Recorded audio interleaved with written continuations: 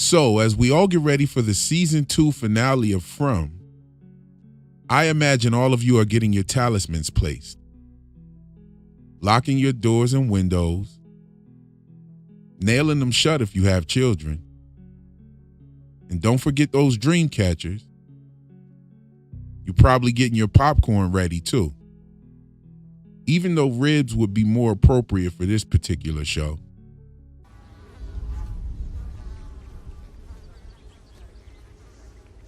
Jesus. How many ribs do I get with that? About 5. 5? So I guess that's about 50 cents a rib, huh? Yeah, about. Okay, let me get one. Right on. One order. One order ribs. No. One rib. One rib. I sure am hungry. When I get to the rib, they nice and tender. Get your Lonely Dragon pancakes, a bottle of Tom of Frumlin's potato vodka, roll up some of Fatima's gas pack and get ready to enjoy the show. Now, there are a few promo pictures floating around online of the finale. A sneak peek video was also released from episode 210. I'm not going to play that here, even though I might mention a few things from it.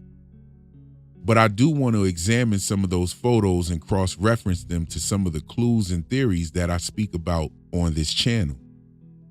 We'll also lay out a few thoughts and observations along the way. So let's get into this. Right off the bat, I want to point out another circular stone arrangement, also known as a medicine wheel. Now, since day one on this channel, I've spoke about the different references to medicine wheels and their cryptic appearances throughout the show.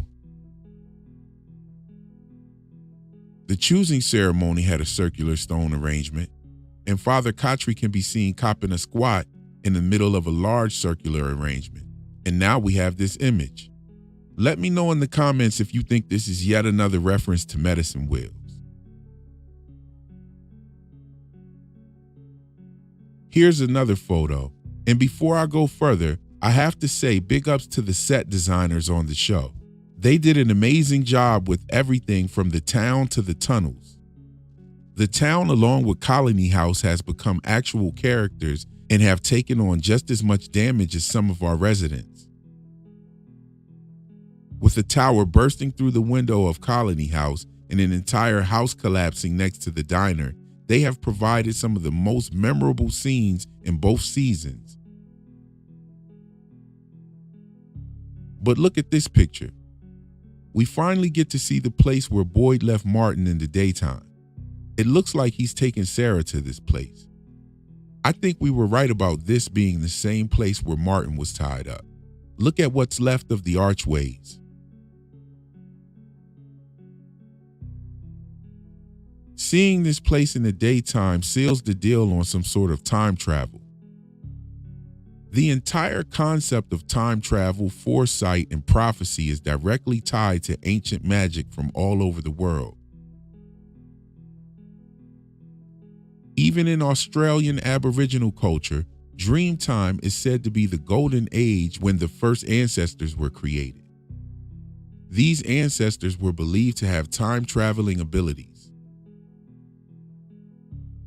Although in contemporary society, time travel is believed to be a concept of modern science fiction, long before H.G. Wells wrote about a time machine, many ancient cultures as far back as 400 BC have written about time travel and passed down stories through oral tradition. So it's safe to say that the ancient deities in time travel do not conflict, rather support each other. It seems in this picture, Sarah is having a vision or something is communicating with her, just as we saw when her and Boyd arrived to the bottle tree. We can see her nose bleeding just like it was when she woke up in the tent. Tabitha's nose bled like that during her visions. This is where Boyd reveals that he was able to get one of the bottles down and retrieve the note inside. The date on the paper was 1864. In the same scene, Sarah conveys to Boyd that a woman's voice told her to tell Mr. Fishin' Loaves that she was wrong. Then we have Martin asking the question of Abby being right. Now this takes us to the promo photo of the infamous bottle tree. We've talked about the bottle tree also being a reference to ancient magic. They are used to trap evil spirits. Could Boyd have released an evil spirit from that bottle and been transported to the date on that note to meet Martin? It definitely sounds like it connects. Could Martin have been the spirit trapped in that bottle, serving as a host body and physical vessel to trap the entity? I'd like to point out how the showrunners hid the fact that the bottle tree was also a faraway tree. I also think that it's pretty cool that we're going to get more Tabitha and Victor scenes. I'd like to point out that Jade was using the bottles at the bar to try to figure out what the symbol in his visions meant. He also refined the distilling equipment and rebuilt it with the help of Tabitha. Jade had the intentions on refilling the bottles with alcohol or spirits. Distilling spirits is also a form of ancient alchemy. This may seem funny to you all, but do you remember when Tom met Jade at the bar? You remember when Jade spit out the vodka?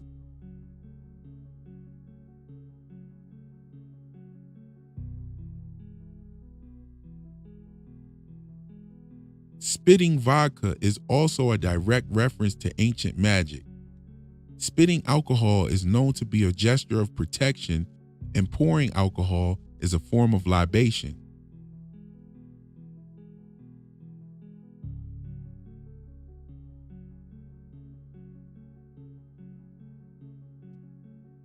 So Jade wanting to refill the empty bottles with spirits is a direct reference to the bottle tree. Victor seen what Jade was doing with the bottles. Tabitha helped rebuild the distiller, and Victor and Tabitha went to the bottle tree. These are some very clever connections. Kudos to the writers. And if this wasn't intentional, I'm available to join your writing team for future seasons. Now, in my opinion, just these connections alone make the ancient magic theory extremely strong. Not to mention, season 2 has not pushed back on this theory at all. It only reinforces it. It appears that someone in this place at one time, or multiple people in different periods of time, were practicing various forms of magic to fight this evil. Someone made those talismans. Someone made that bottle tree, and they did it with a purpose.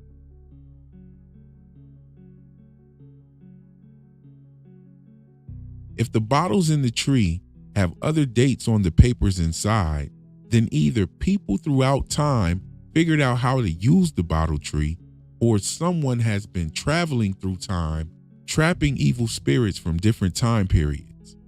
Nonetheless, someone was using ancient magic to create protective talismans and trap evil spirits in bottles. One thing is for sure, the grandmother spider deity clues were given in season 1 and confirmed in season 2.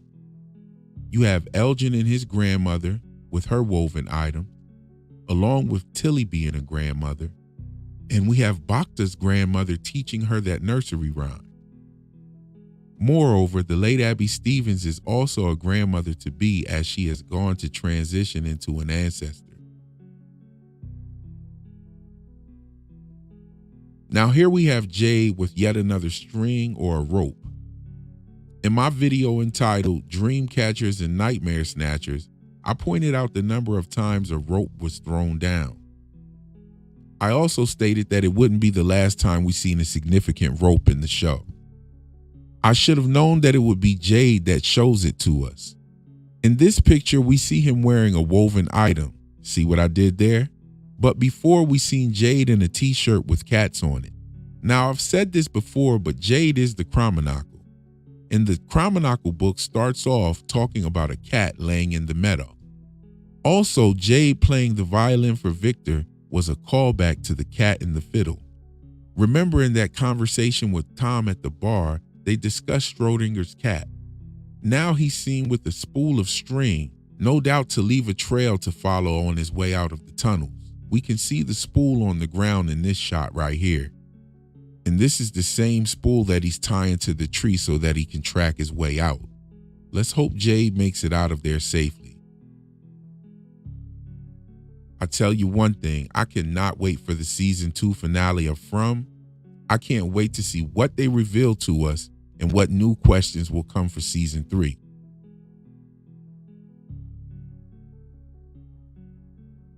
Just something to think about while we wait on the next episode.